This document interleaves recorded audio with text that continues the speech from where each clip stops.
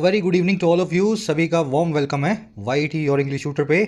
शुरू करेंगे 20 सितंबर की क्लास को द हिंदू के फर्स्ट एडिटोरियल के साथ। सीरियस एलिगेशंस इसका टाइटल है।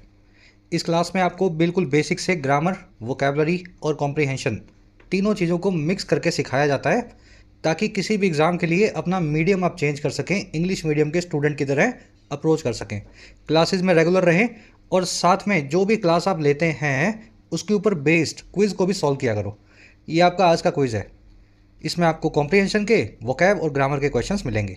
सब कुछ चीज़ें जो आप क्लास में सीखेंगे इस क्विज़ पे आप अप्लाई करेंगे। At the end of the class आपको मिलने चाहिए 9 में से 9 मार्क्स। शुरू करें क्लास को। चलिए आइए कुछ नया सीखते हैं।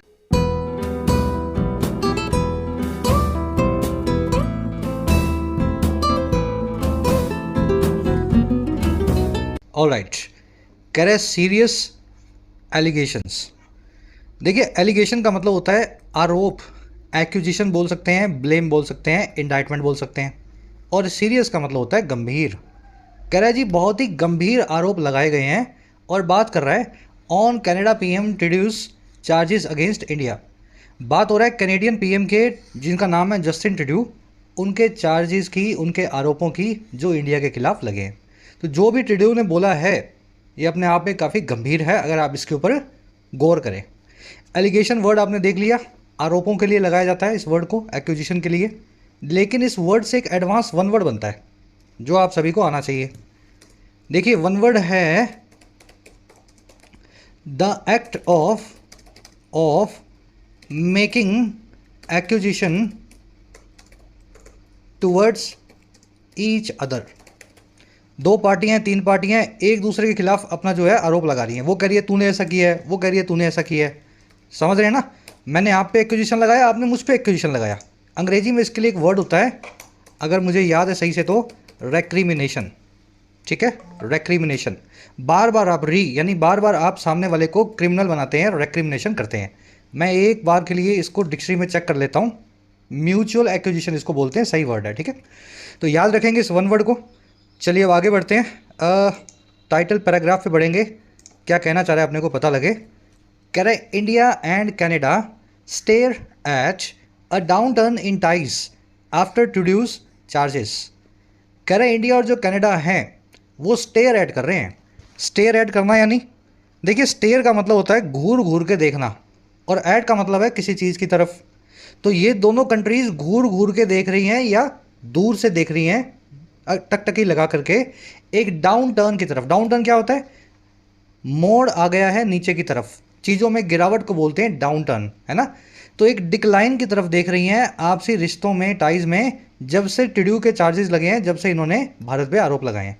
तो इन आरोपों को लगाने के बाद अब दोनों कंट्रीज स्टेयर कर रही हैं कि डाउन टर्न आएगा, रिश्ते जो हैं और डिग्रेड होंगे और ज़्यादा फासले पैदा होंगे कंट्रीज़ के रिश्तों में। दोनों की वर्ब है स्टेयर।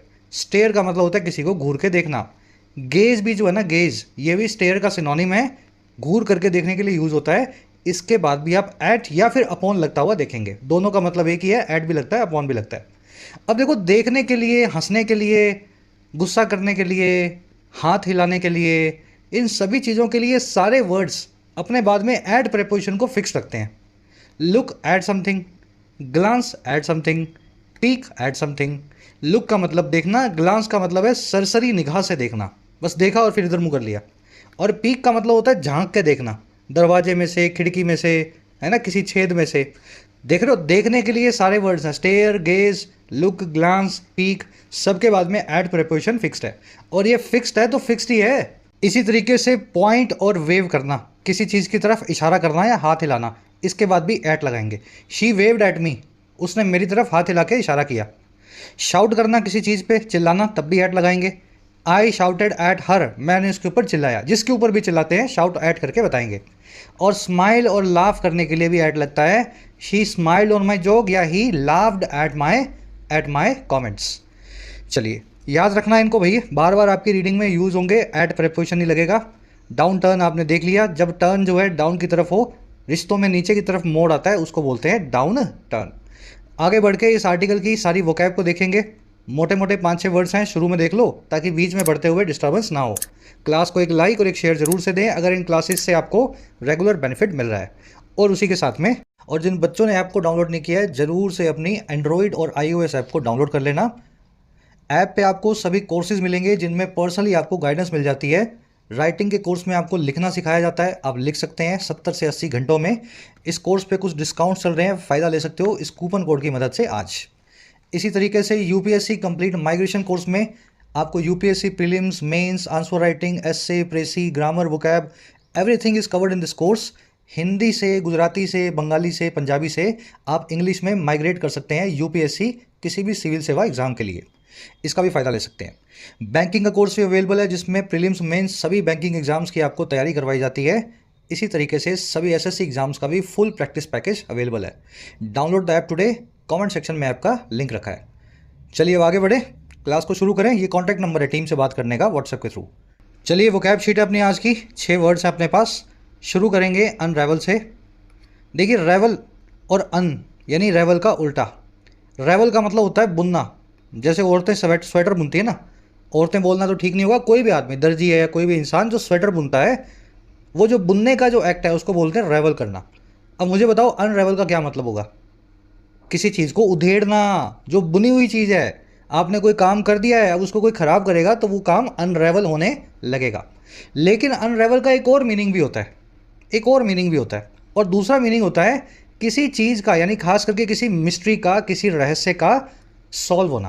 भाई कोई राज है आपके सामने, मैं उस राज को आपको सामने जो राज है उसको खोल के बता दूं, तो आप कह सकते हैं ना कि इस राज को आपने उधेड़ दिया, उधेड़ दिया है ना। तो मिस्ट्री को, क्वेश्चन को, एनिग्मा को, कॉन्ड्रम को, इस तरह की चीज़ों को सॉल्व करने के लिए भी अनरेवल वर्ड का इस्तेमाल होता है। एक ही वर्ड दोनों काम आएगा। अब दोनों तरीके से यूज़ भी करके दिखाएंगे। द न्यू डिस्कवरी में अनरेवल the mystery surrounding black holes. ये जो नई खोज है ये उधेड़ सकती है या सॉल्व कर सकती है उस मिस्ट्री को जो ब्लैक होल्स के चारों तरफ है या ब्लैक होल्स को लेकर के है ना। तो यहाँ पे मिस्ट्री के सॉल्व करने की बात कर रहा है अनरेवल। अब देखो इसका दूसरा वाला meaning, the economy is unravelling. The economy is unravelling because of the ongoing recession. पूरी अर्थव्यवस्था ही उधड़ रही है। अब यहाँ पे उधड़ने का मतलब है चीज़ों का खराब होना, बिकम अंडन होना। तो पूरी अर्थव्यवस्था ही उधड़ रही है, खराब हो रही है इस हाल में चलते हुए रिसेशन या मंदी की वजह से। चलिए वर्ड आप आर्टिकल में आज आप देखेंगे, बड़े ही इंटरेस्टिंग वर्ड्स हैं ये, डबल मीनिंग रखते हैं, दोनों को आपको याद रखना है। अगला वर्ड है जी शो डाउन। शो डाउन का मतलब होता है तमाशा, किसी से सीना जोरी, कन्फ्रंटेशन। आमने सामने जब किसी से हो जाते हो, गलत सलत बातें करते हो, है ना, झगड़ा करने लगते हो, फेस ऑफ करते हो। जैसे गलवान बॉर्डर पे आपको चाइनीज़ और इंडियन सोल्जर्स के बीच में कई बार कन्फ्रंटेशन की न्यूज़ मिलती है, तो बस यही है कन्फ्रंटेशन या show down. Shalini had a show down with her boss over a पे हाइक।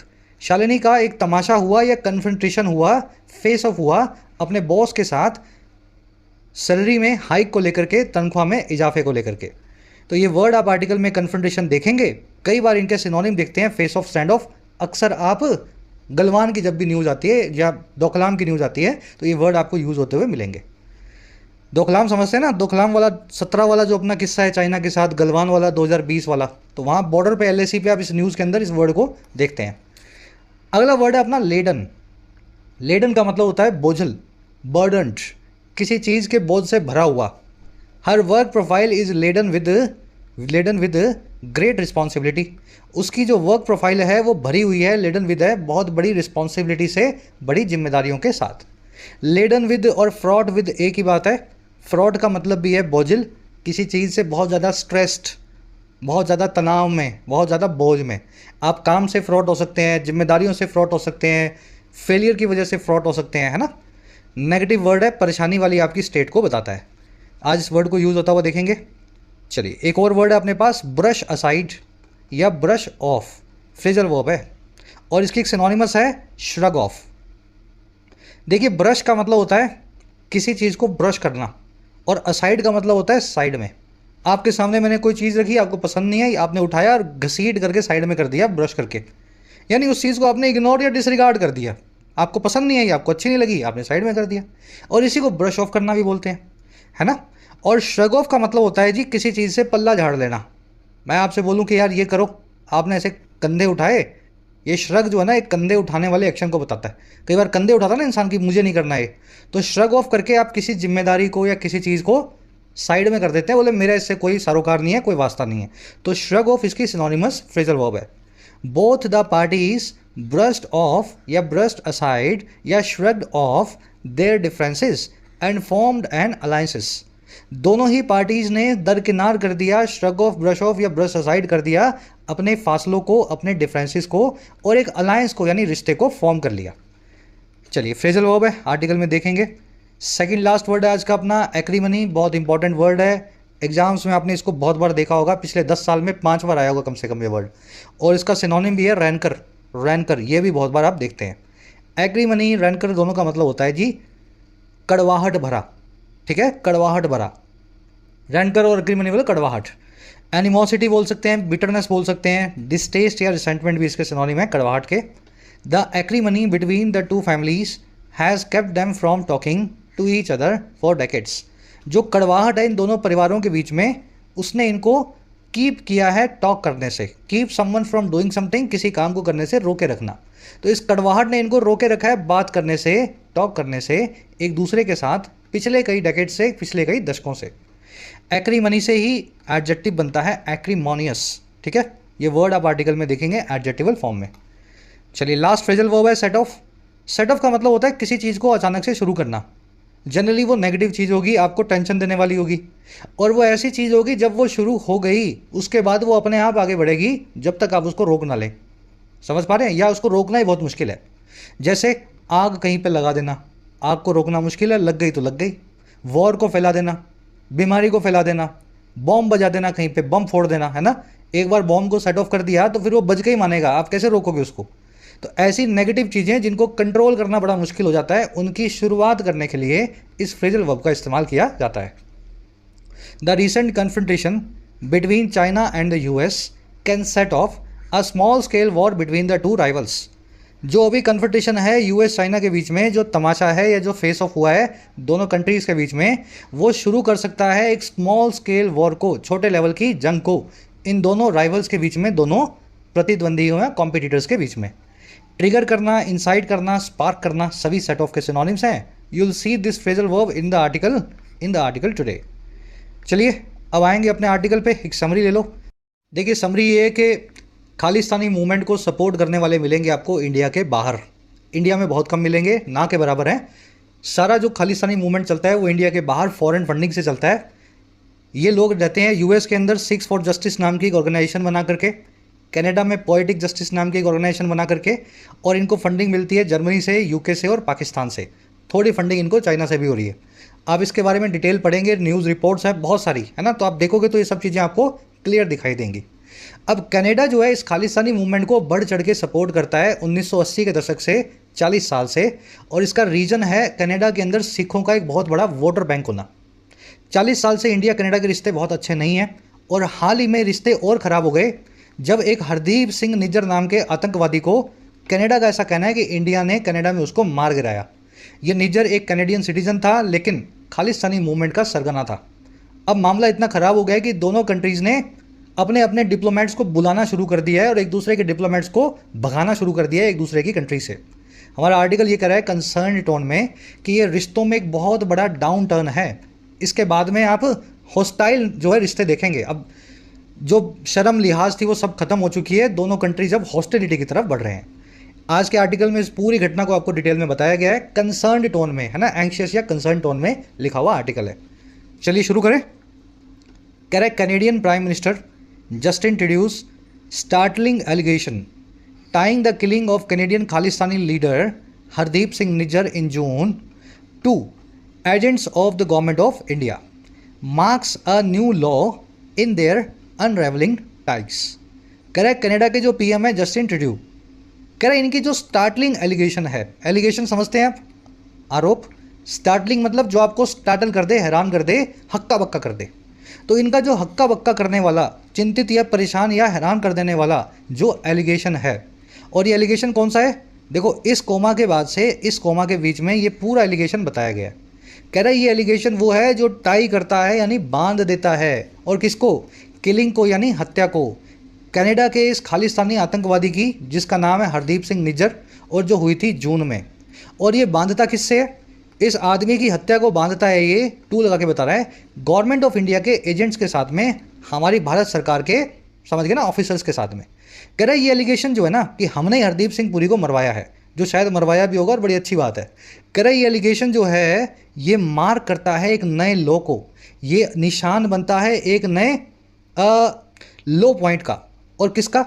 ये पॉइंट होगा हमारे अनरेवल करते हुए टाइज में, हमारे उधड़ते हुए रिश्तों में।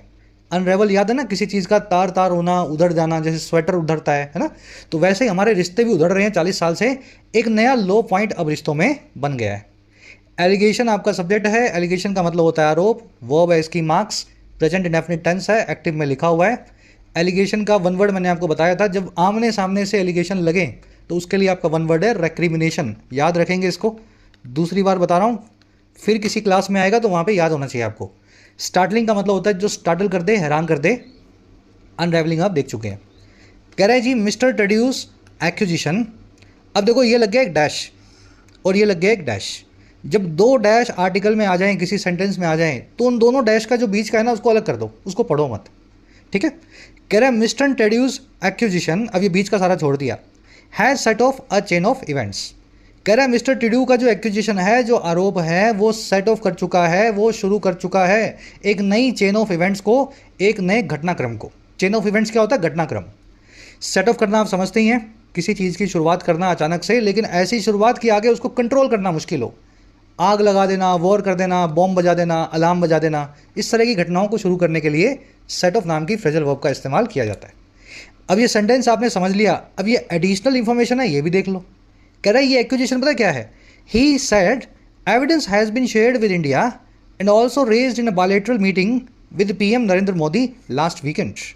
कह रहा है उनका ये कहना है कि एविडेंस जो है, आरोप का जो सबूत जो है, वो शेयर कर दिया गया था इंडिया के साथ और उसको उठाया भी गया था एक बायलैटरल यानी दो तरफा मीटिंग में प्राइम मिनिस्टर नरेंद्र मोदी के साथ पिछले वीकेंड पे G20 के कॉन्फ्रेंस के वक्त, है ना, टॉप कॉन्फ्रेंस के वक्त, समिट के वक्त।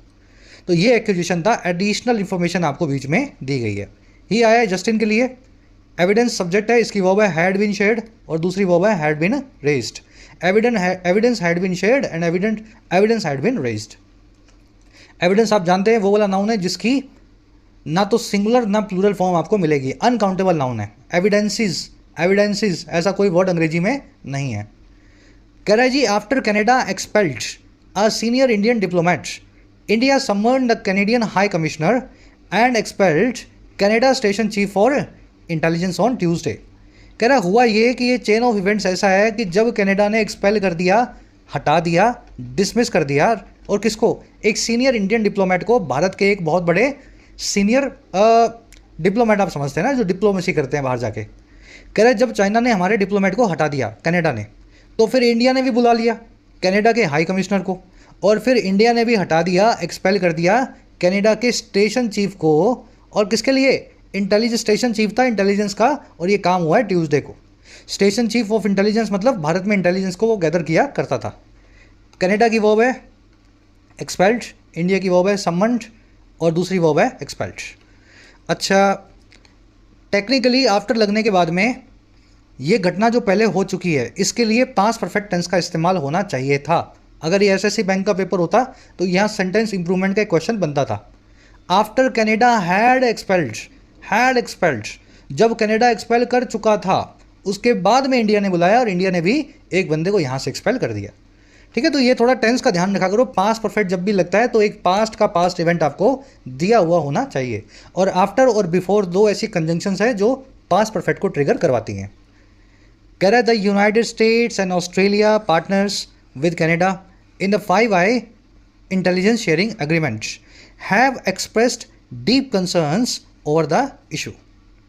कह रहे यूएस और ऑस्ट्रेलिया जो है, जो पार्टनर्स हैं कनाडा के साथ में 5 इंटेलिजेंस शेयरिंग एग्रीमेंट में, ये एक ग्रुप है 5 5 कंट्रीज है इसमें। 5 मतलब 5 आंखें हैं, ये 5 सेट ऑफ आइज हैं जो पूरी दुनिया पर नज़र रखती हैं कौन कंट्री क्या कर रही है। जब ऑस्ट्रेलिया और यूएस ने, जो कि पार्टनर है कनाडा के इस ग्रुपिंग के अंदर, उन्होंने एक्सप्रेस किया है अपने डीप कंसर्न्स को, गहरी चिंताओं को इस मुद्दे को लेकर के, इस इशू को लेकर के। दोनों ही की वर्ब है have expressed, Australia and US have expressed. फिर हमारी मिनिस्ट्री ने क्या बोला? कह रहा the external affairs ministry has also accused Canadian diplomats of anti India activities. कह रहे जी हमारी जो एक्सटर्नल अफेयर्स मिनिस्ट्री है मिस्टर जयशंकर की, जो फॉरेन डिपार्टमेंट है, उसने भी अक्यूज़ कर दिया, उसने भी सामने से आरोप लगा दिया कनाडा के डिप्लोमेट्स पे, जो है आरोप एंटी इंडिया एक्टिविटीज़ का, भारत के खिलाफ एक्टिविटीज़ का। और ये कैसे किया? इंडिकेटिंग दैट मोर डिप्लोमेट्स में बी अंडर स्क्रूटनी। ये सारा काम किया इन्होंने एक्सटर्नल अफेयर्स मिनिस्ट्री ने, इंडिकेट करते हुए, इशारा देते हुए कि और भी डिप्लोमेट्स हो सकते हैं जो कि हों स्क्रूटनी के अंदर, जो कि हों जांच के दायरे के अंदर, मे बी अंडर स्क्रूटनी, जांच के दायरे में होना। कह रहा है जबकि कनाडा में क्या हुआ? While the Canadian government has spoken about the violation of the international rule of law end of Canadian sovereignty. कह रहे जबकि कनाडा की जो गवर्नमेंट है उसने बात की है, स्पीक अबाउट किया है उस उल्लंघन को लेकर के, वायलेशन को लेकर के, जो है इंटरनेशनल रूल ऑफ लॉ का और कनाडा की सोवेनिटी का, कनाडा की संप्रभुता या आज़ादी का। अच्छा ये कैसे हुआ सारा काम? Which could invoke other areas of confrontation. कह रहे ये एक ऐसी चीज़ है जो और एरियाज़ को भी इन्वोक कर सकती है, जगा सकती है, एक्टिवेट कर सकती है, जो होंगे कन्फ्रंटेशन के, फेस ऑफ के, तमाशे के। लंबा सेंटेंस है, मीनिंग आपने निकाल लिया। हमारा क्या कहना है और उनका क्या कहना है इस सेंटेंस में बताया गया है। हमारा यही कहना है कि जिस डिप्लोमेट को हमने भगाया यहाँ से वो एंटी इंडिया एक्टिविटीज़ कर रहा था, और ये कहते ही हमने ये भी इंडिकेट कर दिया कि और भी ऐसे डिप्लोमेट्स का नंबर लगेगा। भाई एक थोड़े ना कर रहा था अकेले, यहाँ पे और भी तो होंगे साथ में, तो और डिप्लोमेट्स भी अंडर स्क्रूटनी हो सकते हैं। जबकि कनाडा का ऐसा कुछ नहीं कहना है। कनाडा कहता है जी आपने तो कनाडा के इंटरनल मैटर्स में वायलेट किया है, हमारी सोवर्निटी को आपने वायलेट किया है, हमारे यहाँ आकर के कैनेडियन सिटीजन को आपने मार गिराया है, तो ये हम समझ गए ना, एक एक्ट ऑफ वॉर मानते हैं, इंटरनेशनल लॉ का हम वायलेशन मानते हैं। कह रहा है ये जब दोनों चीज़ें हो रही हैं तो ये सीधे सीधे यही बताती हैं कि और भी तमाशे होने अभी बाकी हैं। मिनिस्ट्री की वर्ब है हैज़ अक्यूज्ड। अक्यूज़ करते हैं जब भी किसी को तो ऑफ लगा के बताते हैं जिसको भी आपने अक्यूज़ किया है। डिप्लोमेट्स की वर्ब है मे बी। गवर्नमेंट की वर्ब है हैज़ स्पोकन। ये कैनेडियन गवर्नमेंट की बात यहाँ पे हो रही है। विच जो आ रहा है इस पूरी घटनाक्रम के लिए आ रहा है, हमने क्या बोला, उन्होंने क्या बोला, और विच की वर्ब है could invoke. Confrontation, face of, stand of, किसी से सामना या किसी से तमाशा। एक्यूज़ के बाद में ऑफ लगेगा, ब्लेम के बाद में फॉर लगेगा, चार्ज के बाद में विद लगेगा। तीनों का मतलब होता है किसी मामले में किसी के ऊपर आरोप लगाना, ठीक है। कॉन्विक्ट का मतलब होता है जी आरोप को यानी ब्लेम को प्रूव करना, कॉन्विक्ट के बाद में भी ऑफ लगता है। She was convicted of A murder, उस पर मर्डर का चार्ज अप्रूव हो गया या प्रूव हो गया। एक्विट का मतलब होता है किसी को बाइज्जत बरी करना, इसके बाद में भी ऑफ लगता है। एक्सोनरेट का मतलब होता है भी बाइज्जत बरी करना, इसके बाद में भी ऑफ लगता है, लेकिन फ्रॉम भी लगता है और इसको प्रिफर किया जाता है। एक्सोनरेट ऑफ भी ठीक है और फ्रॉम भी ठीक है। ये बार बार आपको इसीलिए करवाते हैं कि जहाँ ये दिखें 5-6 वर्ड्स, इन पे क्वेश्चन जहाँ भी बनता हुआ हो तो 1 मार्क आपका मुफ्त का हो, वो नंबर आपको मिस नहीं करना है। सब एक दूसरे से कनेक्टेड है, इनको आपको याद रखना है। बढ़े आगे, चलिए। कह रहा है जी given the support Mr Trudeau received from his political rivals in parliament, remarks critical of India by leaders such as Pierre Poilievre and Jagmeet Singh, it is also likely that the chill will outlast his government. कह रहा देखते हुए given, और किस चीज़ को भाई, उस support को जो ट्रूडो को मिला है अपने पॉलिटिकल राइवल से, अपने सियासी प्रतिद्वंदियों से, और कहाँ पे, पार्लियामेंट में।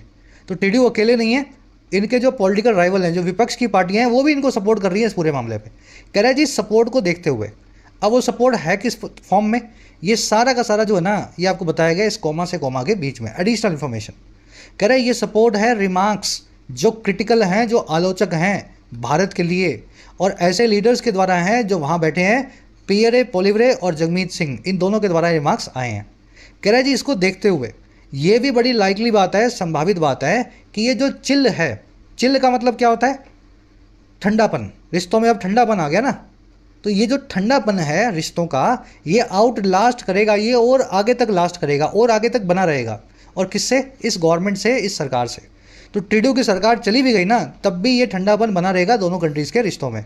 कह रहा है if voted out in elections due इन 2025, अगर ये सरकार जो है वोट आउट होती है, हार जाती है, वोट आउट होना यानी वोटों से हार जाना, ये सरकार गिर जाती है, वोटों से हार जाती है इलेक्शंस में जो ड्यू हैं 2 साल बाद 2025 में। ट्रूडो की वर्ब है रिसीव्ड, इट की वर्ब है इज, राइवल यानी कॉम्पिटिटर्स, एडवर्सरी एनिमीज। चिल आप समझ गए हैं क्या है, चिल की वर्ब है will out last. Voted out यहाँ पे एडजेक्टिव है, गवर्नमेंट के लिए आया है, अगर गवर्नमेंट वोट आउट हो जाए, इलेक्शंस के अंदर हार जाए। ठीक है, एडजेक्टिव का काम कर रहा है इस गवर्नमेंट नाम के नाउन के लिए। कह रहा है जी unlike with Pakistan where such allegations, name calling and public confrontation have become routine, it is worth remembering that Canada is a part of western NATO alliance. कह रहे जी बिल्कुल उल्टा पाकिस्तान के अनलाइक, लाइक मतलब बिल्कुल वैसे ही, अनलाइक मतलब बिल्कुल उल्टा। कह रहा है जी पाकिस्तान से बिल्कुल उल्टा, और कैसे? कह रहा है वो पाकिस्तान जहाँ ऐसे एलिगेशंस, एक दूसरे के नाम को कॉल करना, नेम कॉलिंग का मतलब होता है एक दूसरे के नाम पे कीचड़ उछालना, है ना, हम कुछ बोल दें या पाकिस्तान कुछ बोल दें, नेम कॉलिंग खूब मिलेगी आपको पाकिस्तान से। और तीसरी क्या चीज़ है? पब्लिक कन्फ्रंटेशन, पब्लिक के अंदर तमाशा। भाई पाकिस्तान से पब्लिक में तमाशा तो हमारा रोज़ का ही है। कह रहा है पाकिस्तान से बिल्कुल उल्टा, जहाँ ये सब चीज़ें रूटीन चीज़ें हैं पाकिस्तान जैसे देश के लिए, ये चीज़ वर्थ रिमेंबरिंग है, ये चीज़ याद रखने वाली बात है कि कनाडा जो है ना वो एक पार्ट है वेस्टर्न नेटो अलायंस का, वेस्टर्न में नेटो का जो एक छोटा सा ग्रुपिंग बना हुआ है। कह रहा है and home to Indians and Indian origin Canadians and the impact of rupture will be wider. और कनाडा होम भी है, घर भी है, पनाह देने वाला भी है भारतीयों को और भारत में पैदा हुए कैनेडियंस को, या भारत के ओरिजिन वाले कैनेडियंस को। और जो इम्पैक्ट है इस पूरे रप्चर का, इस पूरी फ्रैक्चर का मामलों में जो है दरार का, कह रहे ये फेल्ट होगा, ये महसूस किया जाएगा बहुत आगे तक, बहुत वाइडर।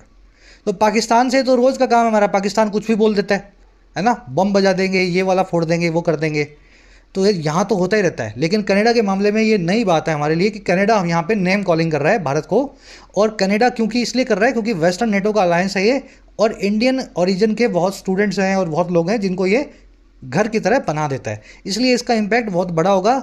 आप बहुत वक्त तक इसके इम्पैक्ट को देखने वाले हैं।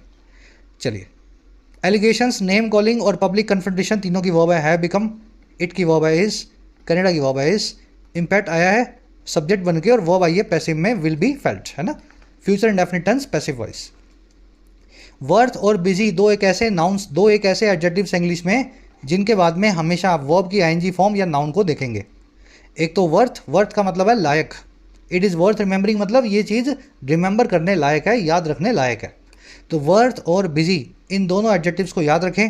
इनके बाद में या तो आएगा कोई नाउन या फिर आएगा जीरंड यानी कि वर्ब की आईएनजी फॉर्म। यहाँ पे वर्ब की आईएनजी फॉर्म का इस्तेमाल किया गया।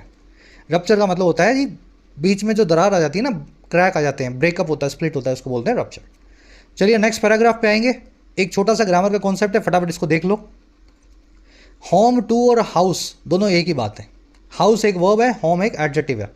अब ये मत बोलना सर ये दोनों नाउन भी हैं, हाँ है नाउन, मैं जानता हूँ, लेकिन होम को जब एडजेक्टिव की तरह यूज़ करते हैं टू लगा के साथ में, अब उसकी जगह पे हाउस वर्ब को बिना किसी प्रेपोजिशन के भी यूज़ करें। अब देखो सेंटेंस कैसे बनेंगे इन दोनों से। Canada is home to several Khalistani terrorist. Canada home to है, पनाह देने वाला है बहुत सारे खालिस्तानी के या खालिस्तानी आतंकवादियों को। तो यहाँ पे होम टू लिख दिया आपने, बिल्कुल सही है। लेकिन अगर मैं ऐसे लिखना चाहूँ होम टू की जगह हाउस, यहाँ पे तो वर्ब इज थी, यहाँ पे हाउस खुद वर्ब बन जाएगी। तो कनाडा हाउसेस, ठीक है, house, houses, housed, V1 V2 V3 जो बनाना चाहो। Canada houses several Khalistani terrorist. तो इस तरीके से अगर आप देखेंगे तो होम टू और हाउस एक ही बात है। कन्फ्यूजन ये होती है कि अगर मान लीजिए मैं यहाँ पे होम टू की जगह हाउस टू लिख दूँ तो गलत हो जाएगा, या फिर यहाँ हाउसेज की जगह मैं होम्स लिख दूँ तो ये गलत हो जाएगा। ये दोनों फ्रेज को आप जैसे हैं वैसे ही याद रखें, उसी तरीके से यूज़ होते हैं। चलिए एक लास्ट सेंटेंस आपको दे रहा हूँ, खुद से इसको सही करना है। The jungle homes several unique species of plants and insects. जंगल जो है पनाह देता है या घर है बहुत सारी नायाब स्पीसीज़ का, प्रजातियों का, प्लांट्स और इंसेक्ट्स की, पौधों और कीड़ों की।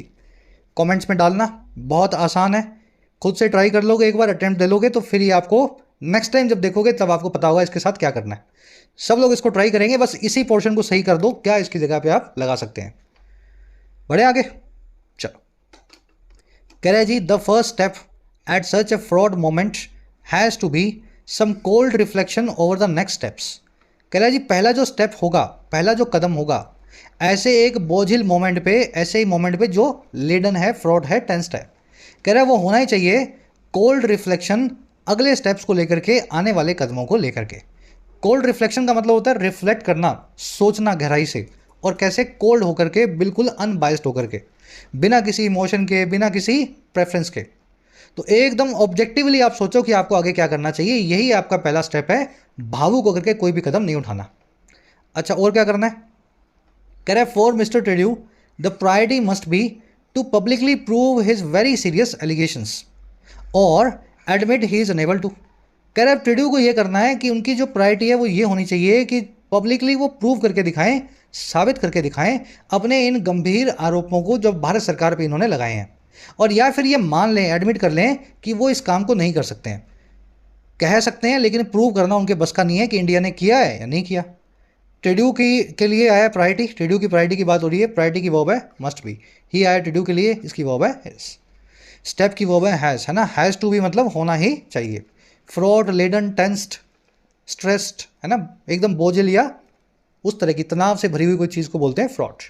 कोल्ड रिफ्लेक्शन मैंने आपको बता दिया, रिफ्लेक्ट करना, गहराई से सोचना, लेकिन कोल्ड होकर के, बिना किसी भावनाओं के, बिना किसी पैशन के।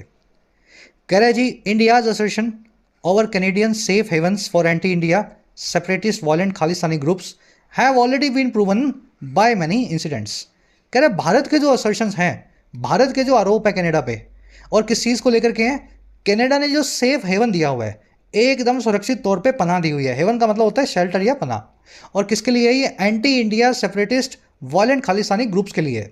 कह रहे ये असर्शन जो है ना, ये पहले से ही प्रूवन है, पहले से ही प्रूव हो गए हैं बहुत सारे इंसिडेंट्स के द्वारा। और कैसे?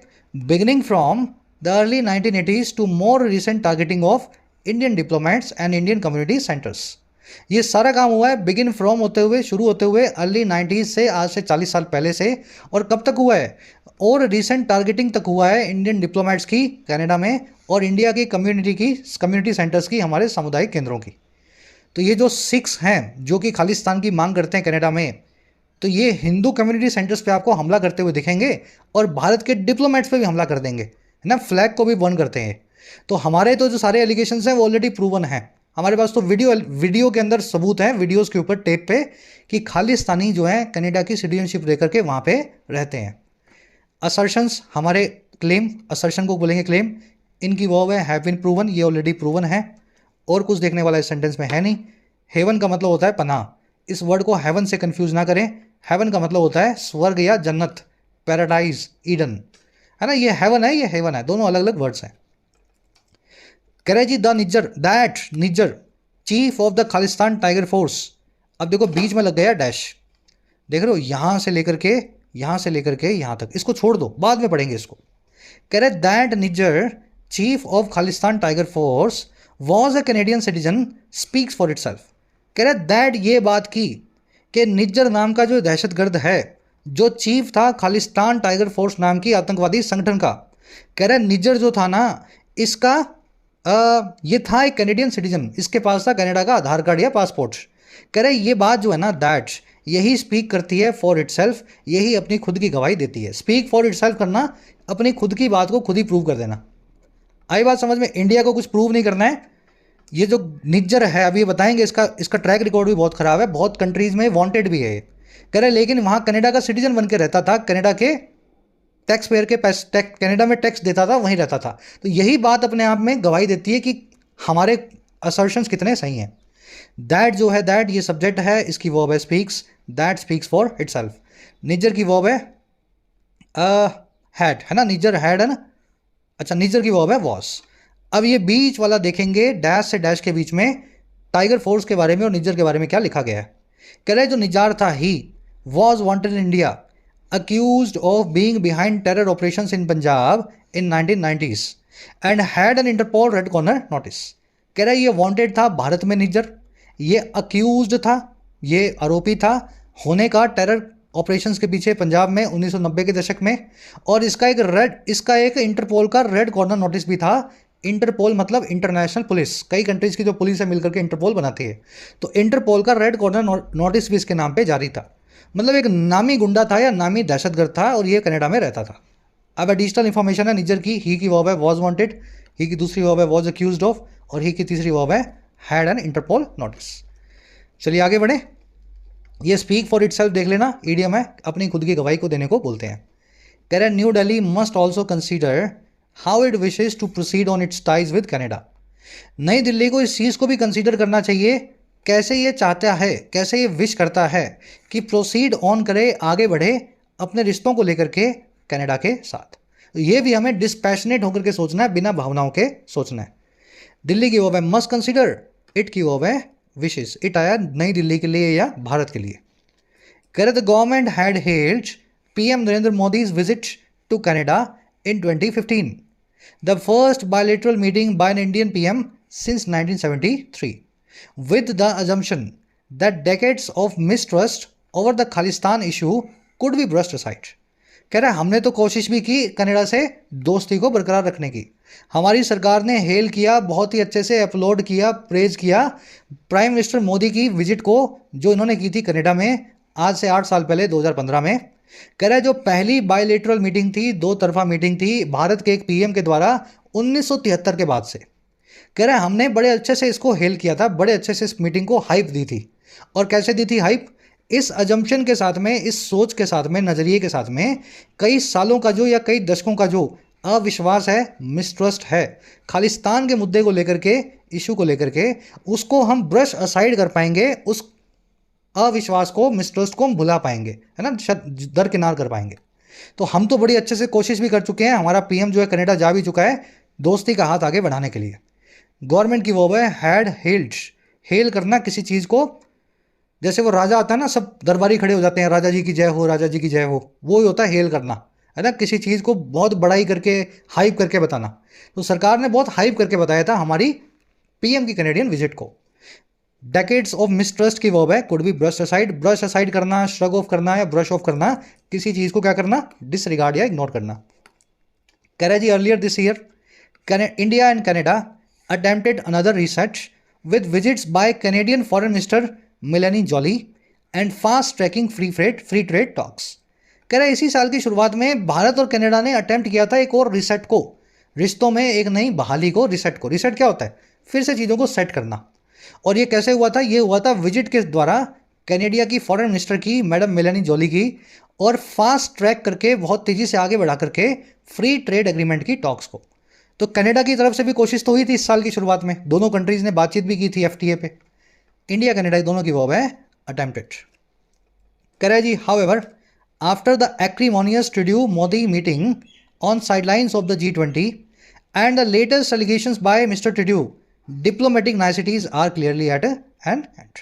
कह रहा है हालांकि इस सारी एक्रीमोनियस मीटिंग के बाद में जो मोदी जी और ट्रूडो जी के बीच में हुई है, एक्रीमोनियस मतलब रैनकरस, जहर भरी, कड़वाहट भरी, हॉस्टाइल। कह रहे जो बिटर जो मीटिंग हुई है इन दोनों के बीच में G20 की साइडलाइंस में, जहाँ पे मोदी जी ने इनको बोला था कि ये रास्ता है जाने का, है ना। कह रहा है उस मीटिंग के बाद में ना, और इन लेटेस्ट एलिगेशंस के बाद में, आरोपों के बाद में जो ट्रूडो ने वहाँ जाते ही इंडिया पे लगाए। कह रहा है अब सारी डिप्लोमेटिक नाइसिटीज़, अब सारी डिप्लोमेटिक फॉर्मेलिटीज़, है ना, आप किसी से फॉर्मेलिटी करते हैं ना, हंस के बात करते हैं, चाहे सामने वाले से दुश्मनी क्यों ना हो, बाजार में मिलते तो आप तमाशा नहीं करते हैं। तो ये डिप्लोमेटिक नाइसिटी जो है, फॉर्मेलिटीज जो हैं, अब क्लियरली ख़त्म हो चुकी हैं, एट एंड एंड हो चुकी हैं, शर्म लिहाज अब खत्म हो चुका है। और ये कब हो रहा है? While the FTA talks have been put on pause, जबकि जो फॉरेन फ्री ट्रेड एग्रीमेंट की जो टॉक्स हैं, बातचीत हैं, उनको पॉज पे डाल दिया गया है, इस बातचीत को एक बार के लिए सस्पेंड कर दिया गया है। नाइसिटीज़ आप समझ गए हैं, प्रोटोकॉल या फॉर्मेलिटी को बोलते हैं, एटिकेट्स। इसके लिए एक और वर्ड है हमारे पास, प्लेजेंट्रीज।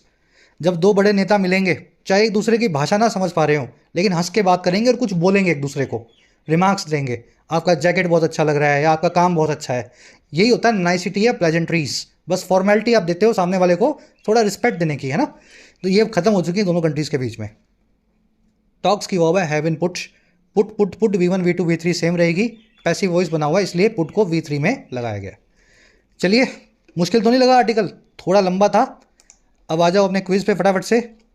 फर्स्ट क्वेश्चन आपका, सबसे बड़ा चैलेंज क्या है जो फेस कर रहा है जस्टिन ट्रूडो के सामने इन सीरियस एलिगेशंस को लेकर के जो उसने लगा दिए इंडिया के खिलाफ। तो ट्रूडो साहब ने जो कह तो दिया, अब उनके सरदर्द क्या है सबसे बड़ा? उनका सरदर्द ये है कि अपने पॉलिटिकल राइवल्स को कैसे समझाएं कनाडा में। उनका सरदर्द ये है कि अपने ग्रुपिंग के 5i वाले ग्रुपिंग के US और ऑस्ट्रेलिया को कैसे कन्विंस करें।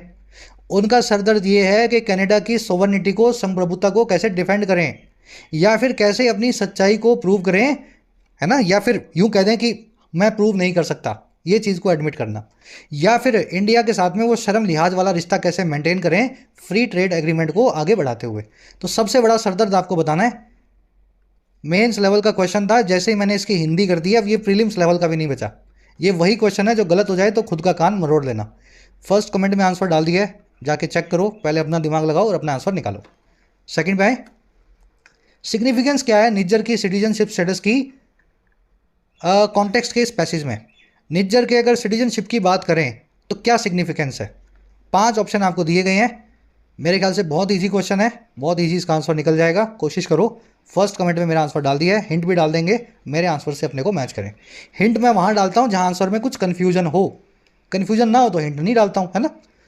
चलिए तीसरा, चौथा, पांचवा बहुत आसान है। फ्रेजल वर्ब और phrase, set of, Shug of और स्पीक फॉर इटसेल्फ आपसे पूछे गए हैं।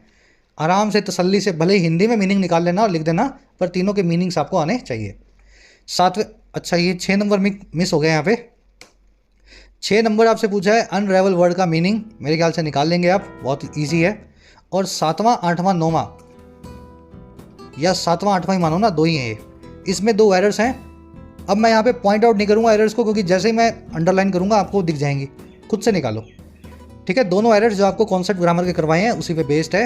आउट ऑफ 8 कितने मार्क्स मिले कमेंट्स में जरूर बताना, मेरे आंसर से अपने आंसर्स को चेक करके। Until then